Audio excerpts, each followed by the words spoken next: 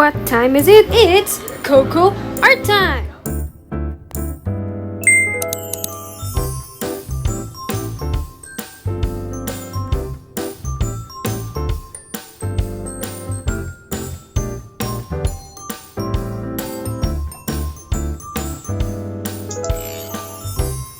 Okay, I'm done na with my queen.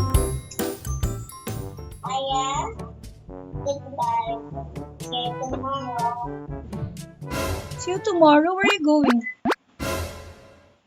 I will go next week. And we'll come back home next week. I'm gonna stay in my planet for like around 2 weeks.